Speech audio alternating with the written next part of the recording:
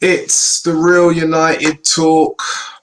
Brighton and Hove, Albion, Manchester United match chat. Apologies for the lateness, the tardy start, but we are here. We are live. We'll be going almost up to kickoff time. Let us know what you are thinking about in terms of the game. It is going to be a good game.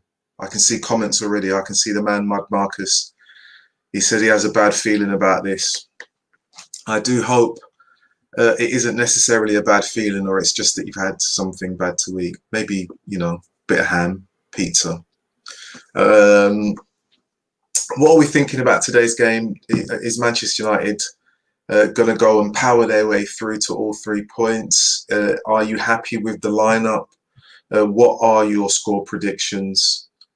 Where are we going to go with this game? Is it going to be Manchester United steamrolling ahead in terms of getting all 3 points? Good evening to Mr. Marcus. I know he's having a well-earned break. He's having a well-earned break.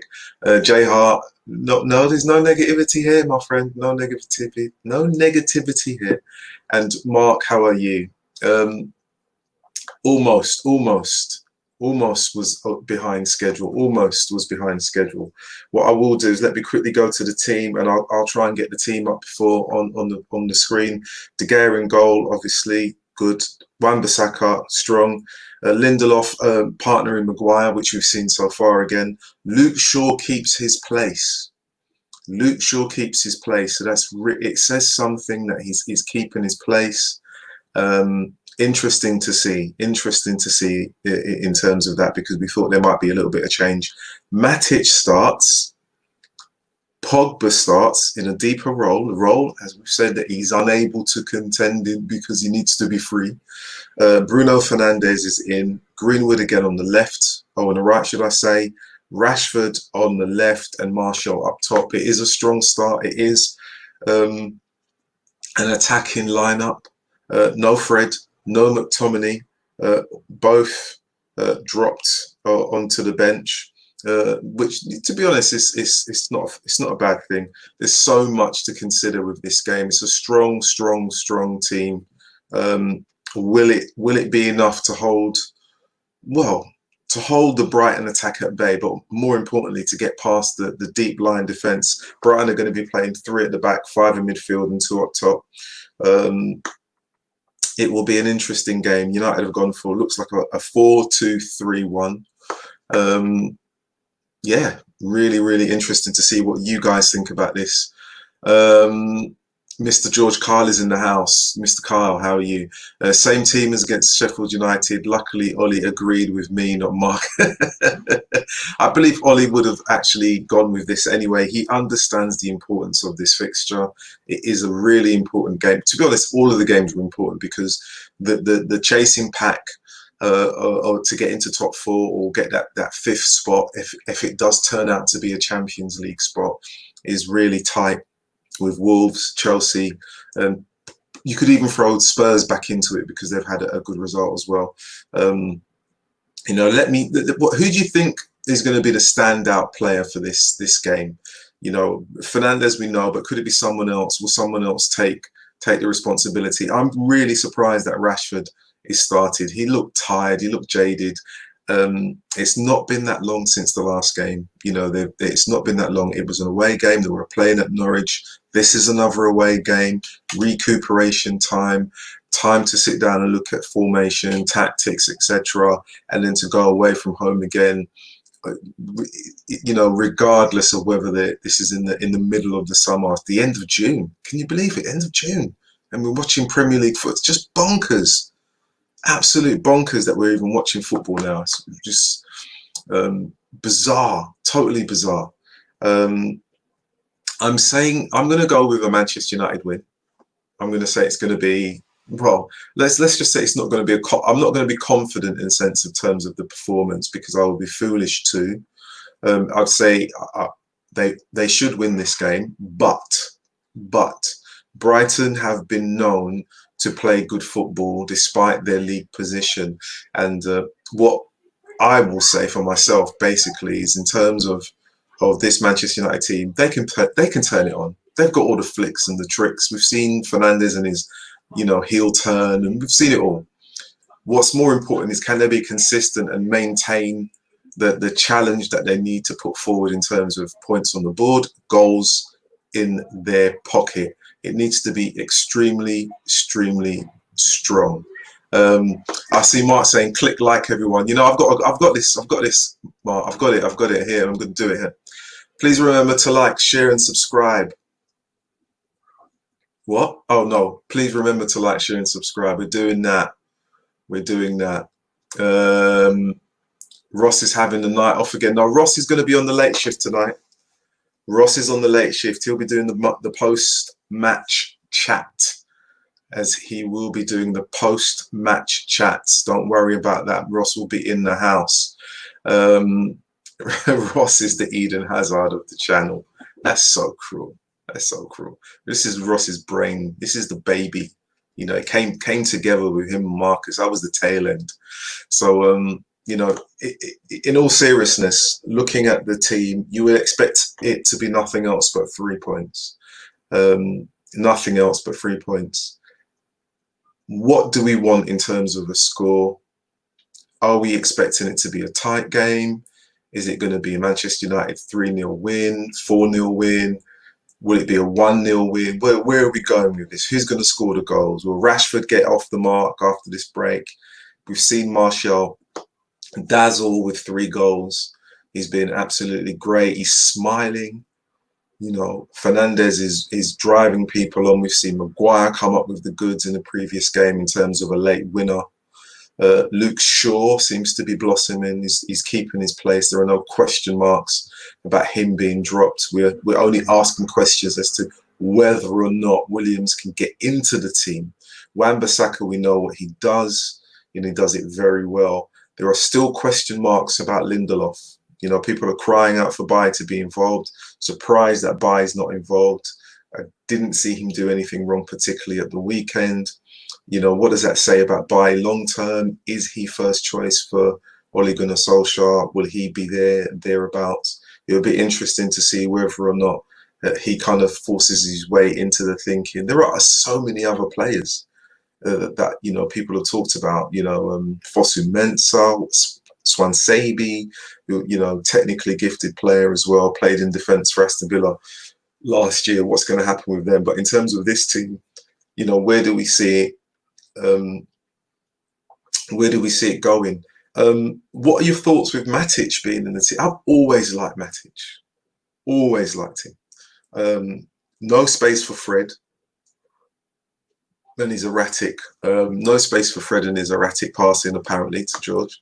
No space for McTominay. He finds himself on the bench. Again, will be frustrated. The young man has come through and developed as a player. Could you actually see a point in time where McTominay says, "I'm not going to stay at Manchester United. I want to go and play first team football"? Do you see that? I'm just throwing it out there. Score lines, predictions. The kickoff is at 8:15. People, it's 8:15. We're moving slowly towards that time. 8:15. George Kyle is gone for 3-1 Manchester United. Marcus, the man himself. Where is it? Oh gosh, sorry, I'll read that. J Hart, I think Ollie wants to give Rashi more minutes to get his match sharpness back. Possibly. We can come back to that, J Hart. Marcus has gone for a 2-1 injury time winner. That just means more heartache for those watching the game, and I don't want that to be the case. Honestly, I really, really want it to be done and dusted in a considerable period of time. But you never know what's going to happen with this team. And it is a very strange return. Some teams have looked really good, others have looked really poor. Jay Hart is coming in with the score predictions. He's gone with a 3-0. 3-0. Give me your scorers as well. Give me your scorers. Who's going to get in on the act? It'll be interesting to see. George Carl's McTominay will go if we force him out. You think he'll stay? And I pose that question, and this is something we can talk about probably on Sunday. I posed that question about McTominay being on the bench. For me, he was one of the most improved players last year. Did really well. Came out of his shell, developed as a leader. Um, and he's now not finding his space on in the first team. He's on the bench. He might feel a little bit odd. Matic obviously has bags of experience in terms of first team football. You know, winners medal, Chelsea, winners medal, with Manchester United. Um, in the Europa League. But what happens when a young player becomes disgruntled? This week, there have been chatter about Henderson only wanting to come back to Manchester United if he's going to be first choice. He's not really bothered because that whole thing, you can play for Manchester United and, you know, we'll help you. I think a lot of players have moved beyond that kind of that catchphrase where, you know, it's Manchester United, we're the biggest club in the world. Players want to play football. They want to play football. And more importantly, the reason that mindset has come about because of the lack of football. No one's playing, and it kind of reinforces and actually highlights that if you're not playing football, you're just ticking away your time as a professional player. Being on the bench, great. You know, if you're one of those, you know, specialist kicker in an American football team, or you're part of a large basketball team, but when you're in the cut and thrust of the battle, as a midfielder wants to be, you want to play. And that will be the same for Pereira, that will be the same for Lingard, that will be the same for Gomez, who apparently is on his way. And people are saying, oh, he can go if he doesn't want to stay. Well, that's just part and parcel of football, to be honest. Just part and parcel of football. Sometimes a football player needs to move on to play football, and it's not just about staying around and picking up a pay packet and saying, oh, I play for Manchester United. You need to have more to your resume than saying, I stayed at Manchester United, like Phil Jones.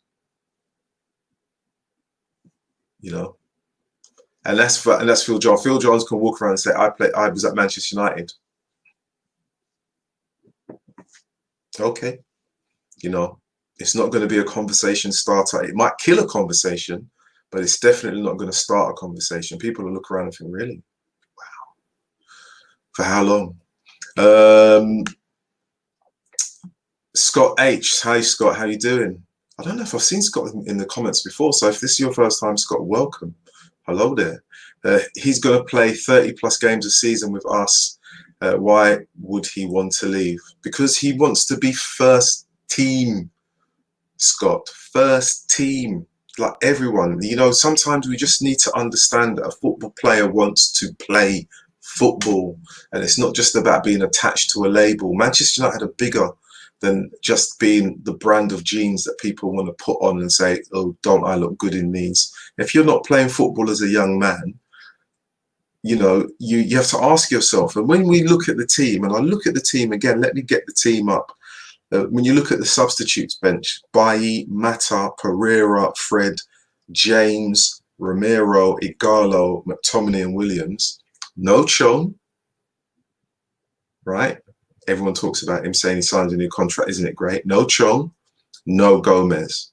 Now, when everyone can go back in time 2-3 years ago, maybe 4 years ago, Gomez's name was being touted around as the next best thing. He was going to blow people away, literally. All of a sudden, Mourinho comes along, picks McTominay. Everyone says, oh, we don't know about this McTominay.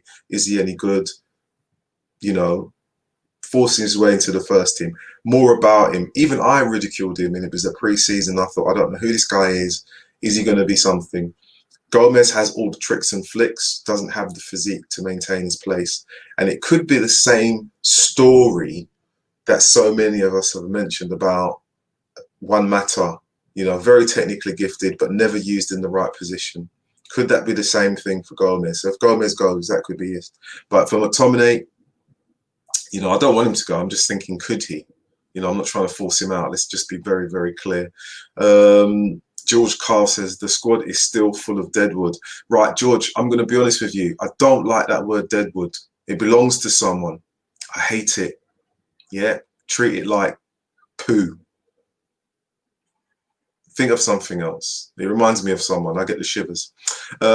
Mark says this game has draw written all over it. Does it? Let me just look.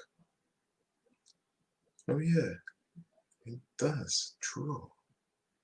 Quick, get down to Bitcoin, bet 1, 2, 3, 4, 5, 6, 7, 8, 10, 10 fractions. I have no idea.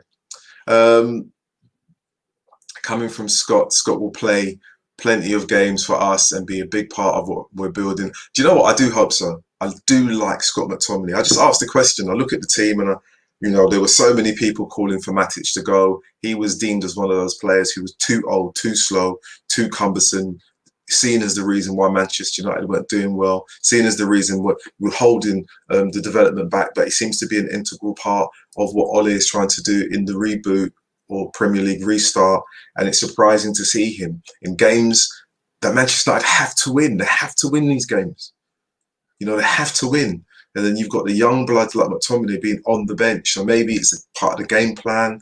He's hoping that he knows that Brighton might actually play a possession style game and it may be difficult for United, or he thinks that Man United will have a plenty of the ball in terms of possession, but be unable to break down the defences that Brighton have. And, Matic is very good defensively, very good in terms of positional play. It seems to be in the right place at the right time. Scott McTominay still has that to learn about his game, but he's slightly more active and mobile. So, there's nothing wrong from my point of view to say that he can spend a bit of time on the bench. But from his point of view, as a player, when you're playing football, it's very easy for us to sit here and say, oh, gosh, he should do this. When you have your studs on and your socks and your pads and your kit, you want to play football. It's as simple as that. Doesn't matter who you are, what level of football you are. You tell anyone from the ages of 7 up that they're sub, they look at you in a very different way and they have a very different approach and their mind goes in a very particular way. So, you never know what's happening. And let's be honest, Scott McTominay is such a good player for me. If Man United are consistently linked with Sean Longstaff, Sonny's brother at Newcastle, then I'll be very surprised if other clubs are not looking at McTominay, because he is a good player for me. He's not necessarily in the world-class bracket, but sometimes you just need good. You just need good. With regards to this game, I'm hoping that Martial gets a goal. I'm hoping that Greenwood gets a goal. And it would be nice. I'd like, actually, to be honest, I would actually like someone else to score. Martial, I'm not saying I don't want him to score, but I'd actually like how about Matic getting a goal? Would it be nice? I'd like to see a nice 3-0 Rashford, Greenwood, Matic. Am I being too greedy? That's what I want. I want that. Want that. What about Sancho? Do you know something? Right, I have to do that just because you said it, Marcus. I have to do it. Marcus says, "What about Sancho?" Right. And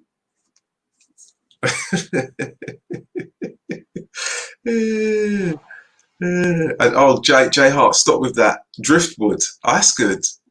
I like that. I like driftwood. What's the other thing that comes? Tumbleweed. We have lots of tumbleweed. Tumbleweed, like in the Westerns.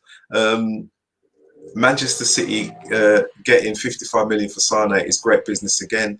Sane, a lovely guy. We can all talk about these things in depth on Sunday.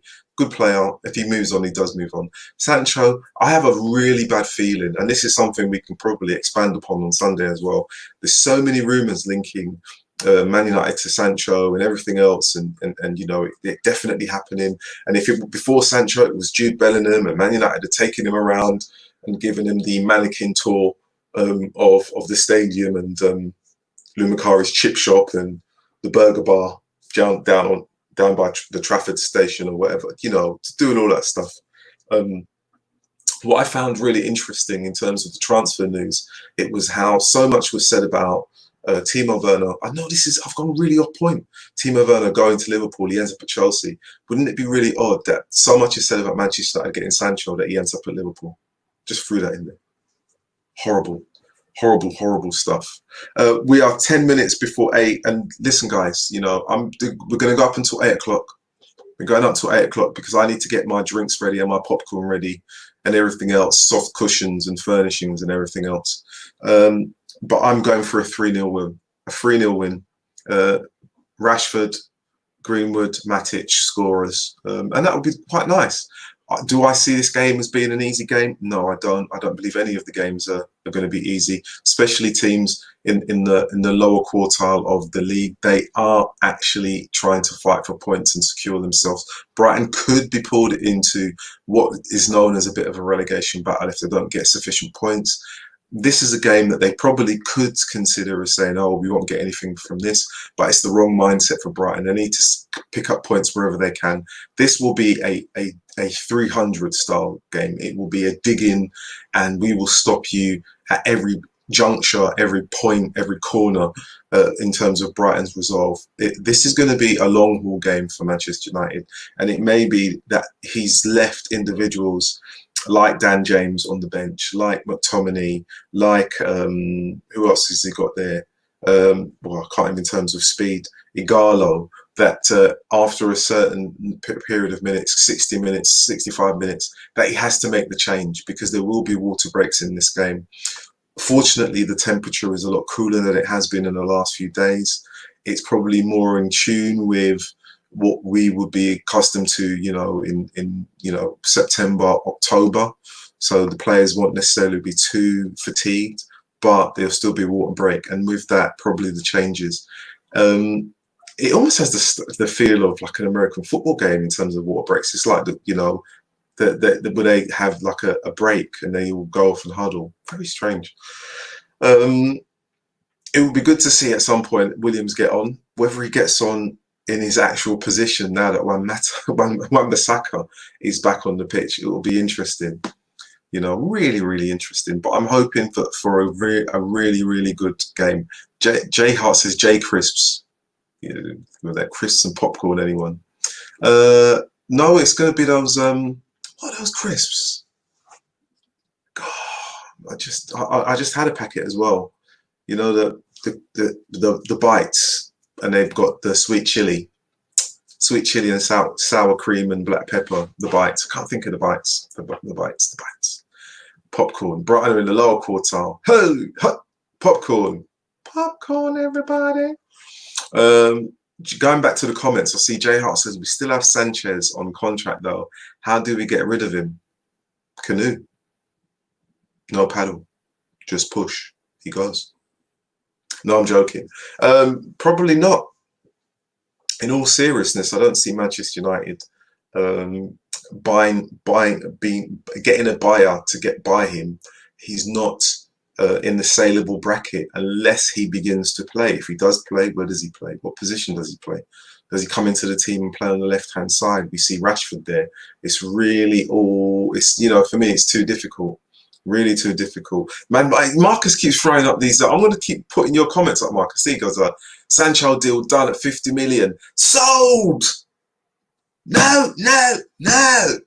See, I'm not doing that. I'm not doing any banging of the table. They've got the neighbours to consider. Grealish is coming in. Ronaldinho's picked him up at the airport. He's going to drop him off and he's going to hang around with Bebeto. And they're just going to wait for they're going to pop down to Carrington and get their boots money just before they sign for Ollie. The transfer rumour nonsense. Let's not even go into that. Brighton, really strong back three. I need to mention them. Lewis Dunk, Duffy, really good defenders, solid defenders. So if Manchester United need to try and get anything, it won't be in the air. These guys are solid. It'll have to be quick, slick passing moves around the back three if they can. They have so many individuals in their midfield that will cause concern. I was surprised to see is it Mopé on the bench because I know he's a really good player. They've got some good attacking players. Glenn Murray is a wily old fox in terms of centre forward. He's not quick, but he will cause problems if he comes on. He will cause problems. And Brighton will do their level best to create an issue for Manchester United. It's going to be a very, not say difficult game, but it won't be a pushover. But I'm expecting a decent scoreline from Manchester United because they have the players, they have the front six, in terms of goals that can be scored. It looks like Martial and Rashford have a good understanding, and I suppose that has been fueled by the injection of pace and forward passing by Bruno Fernandes. He definitely adds a different kind of dynamism to the attack, a different kind of energy, which was totally lacking. I mean, he is, the embodiment of a Pogba plus Mkhitaryan plus Sanchez. He's if you think of all of the individuals that have occupied that number 10 withdrawn behind the striker role in the last 4 years, it's been Sanchez, it's been Mkhitaryan, it's been Mata, it's been Pogba.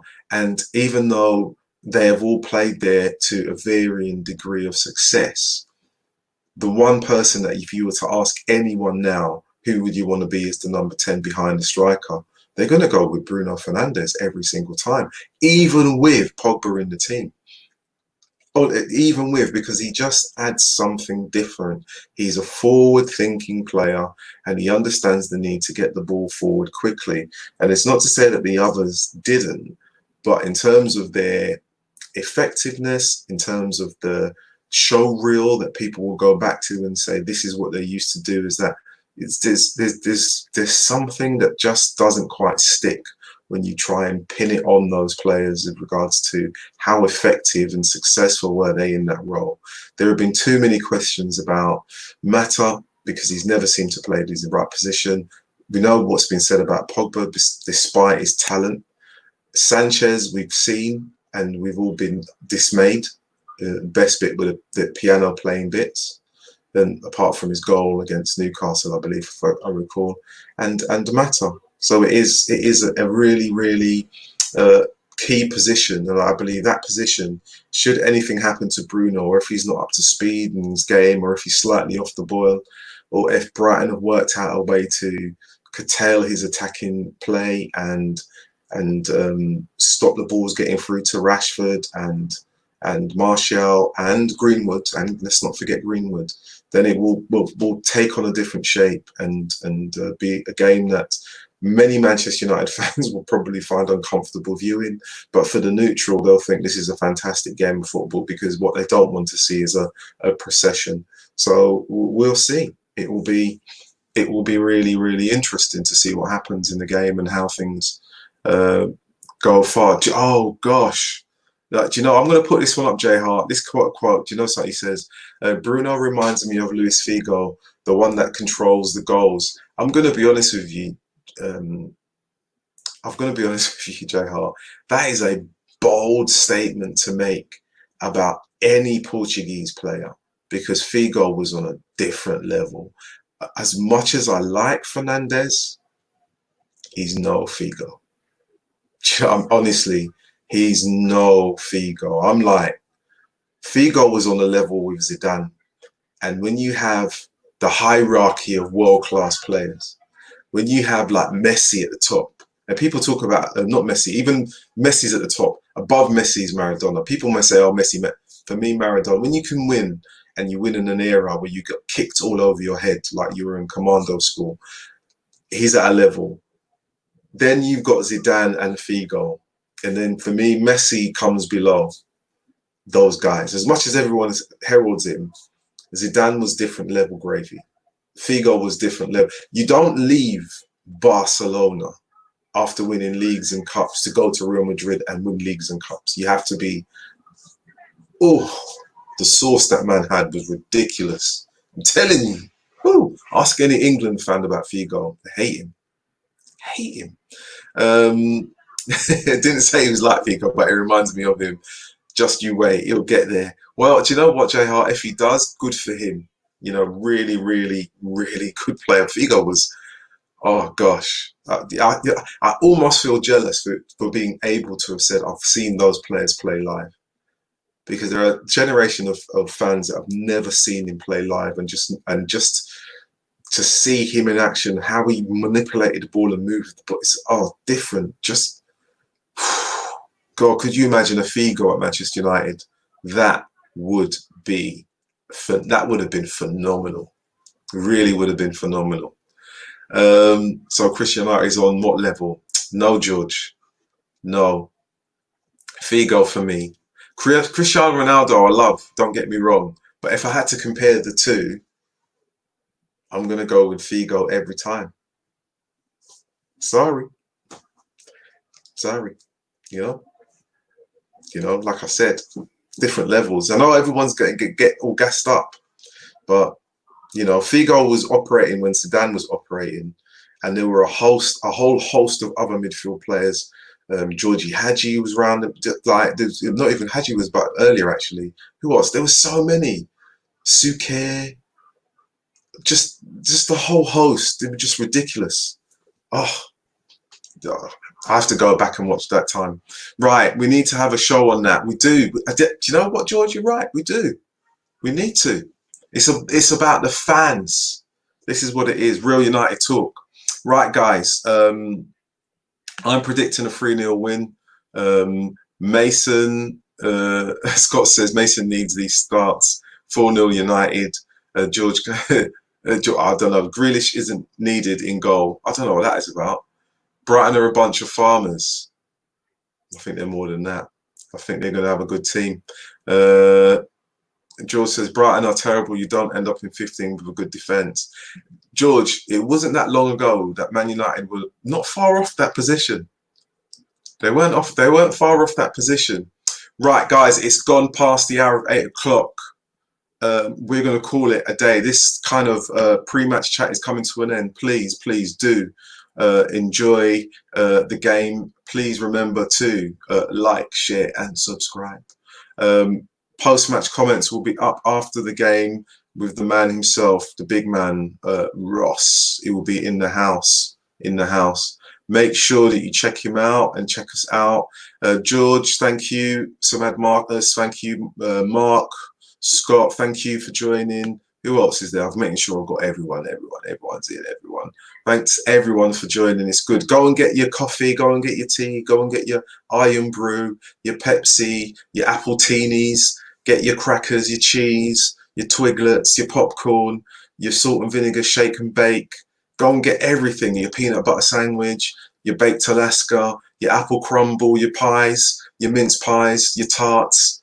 Get them all. Your custard creams, your nice biscuits. Get them all. Your shortbreads. Get them all. Sit down and watch the game. I'm out. You like to? Go.